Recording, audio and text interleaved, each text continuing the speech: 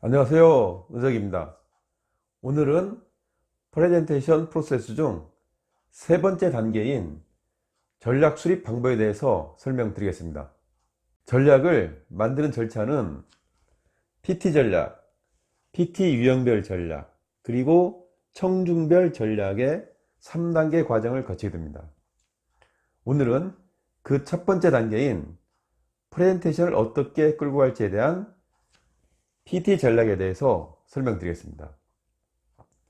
프레젠테이션은 단순히 말하기 기술이 아니라 청중의 마음을 움직이는 기술입니다. 청중의 마음을 움직이기 위해서는 몇 가지 기본적인 설득 논리가 필요합니다. 이런 기본적인 설득 논리는 어떻게 만들까요?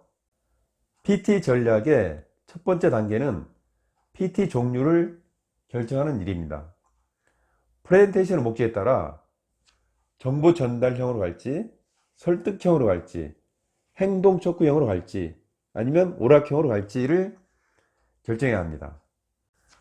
정보 전달형의 경우는 설득 논리보다는 어떤 사실이나 정보, 지식 등을 객관적으로 전달하는 것이기 때문에 강의, 교육, 상품 소개 등에 적합합니다. 그러나 보고, 제안, 마케팅, 면접 심사 등 청중으로부터 뭔가를 얻기 위한 것이라면 설득형 PT로 가야 합니다. 설득형 PT는 프레젠테의 주장, 핵심 메시지, 설득 논리, 세부 근거 등 치밀한 준비가 필요하기 때문입니다. 다음은 설득 논리 전개 방식의 결정입니다. 논리 전개는 크게 결론을 뒷부분에 위치시키는 균화법과 앞부분에 위치시키는 연역법이 있습니다. 전개 방식을 균화법으로 가져갈지 연역법으로 가져갈지는 청중의 상황에 따라서 프레젠터가 결정하면 됩니다. 균합식 전개는 청중들이 주제에 대한 관심이 높을 때, 태도가 부정적일 때, 그리고 첨예한 의사결정을 내릴 때 활용하면 됩니다. 반면에 연역적인 전개는 주제에 대한 관심이 낮을 때, 태도가 호의적일 때, 그리고 상사의 보고 시 활용하는 게 효과적입니다.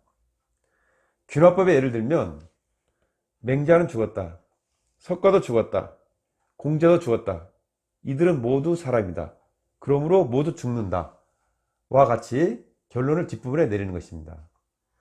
연역법의 예를 들면 모든 사람은 죽는다, 소크라테스는 사람이다, 그러므로 소크라테스는 죽는다 와 같이 결론을 앞에서 얘기하고 논리를 풀어가는 방식입니다. 다음은 설득 방식의 결정입니다. 설득 방식은 감성적 방식, 이성적 방식, 그리고 감성적 방식과 이성적 방식을 혼합한 양면적 방식이 있습니다.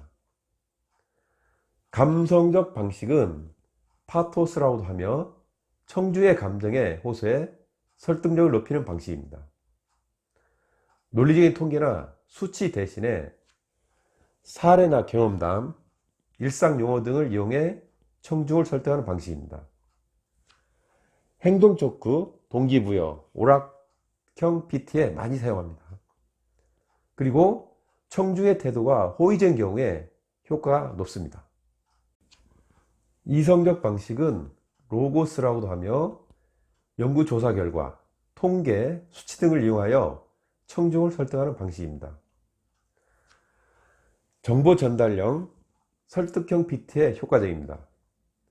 청중들의 경우 학력이 높고 전문가 집단, 그리고 비판적인 경우에 효과적입니다.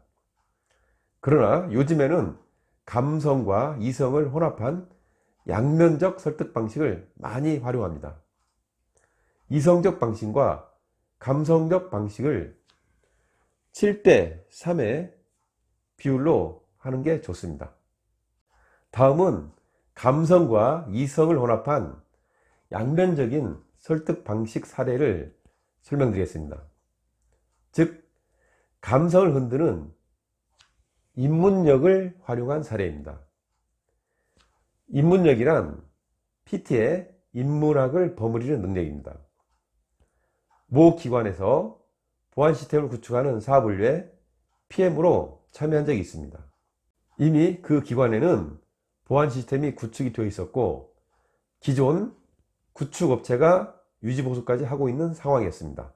그런데 기존에 구축한 시스템도 업그레이드 해야 할 상황이었고, 또한 기관의 담당자는 기존 업체의 기술 지원 측면에서 불만을 가지고 있는 상태였습니다.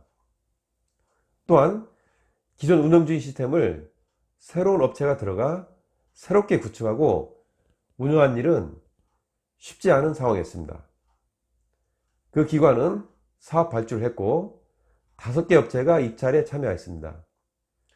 그 당시 저는 제안 프레젠테이션을 어떻게 할지 많은 고민을 했습니다. 그 당시 저는 전개 방식을 이성적인 방식으로 이끌어가면서 마지막에 감성을 자극해야겠다는 전략을 세웠습니다. 기존에 운영하고 있는 업체보다 여러 가지로 불리한 상태였습니다. 기존 경쟁 업체는 신뢰를 잃고 있는 상황이었습니다. 기존 업체가 신뢰를 잃은 것은 초심을 잃었기 때문이었습니다. 그래서 저는 신뢰라는 키워드를 도출했고 변하지 않는 마음으로 신뢰를 주겠다는 전략을 세웠습니다. 그리고 차를 반쯤 마셔도 향은 처음 그대로라는 시집을 인용해 변하지 않는 신뢰를 주겠다는 감성의 언어를 제안 설명의 마지막 부분에 던졌습니다. 이 한 줄의 글이 심사위원들의 마음을 흔들었습니다. 저는 경쟁사를 물리치고 그 프로젝트를 수주했고 성공적으로 마무리한 경험이 있습니다.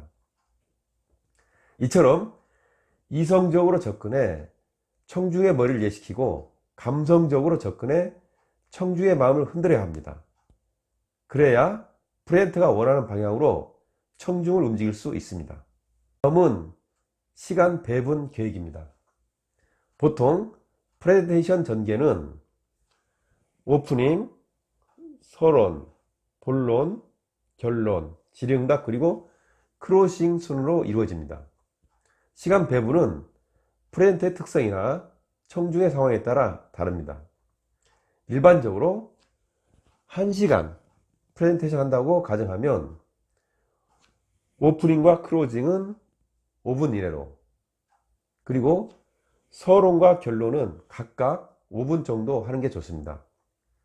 오프닝이나 클로징 그리고 서론 결론에 너무 많은 시간을 배분하지 않도록 주의해야 합니다. 다음은 PT 분량의 결정입니다. 많은 사람들이 PT 자료를 만들 때 어느 정도 만들어야 하는지 고민합니다. 한 슬라이드당 발표 시간은 1분 30초 내외가 적당합니다.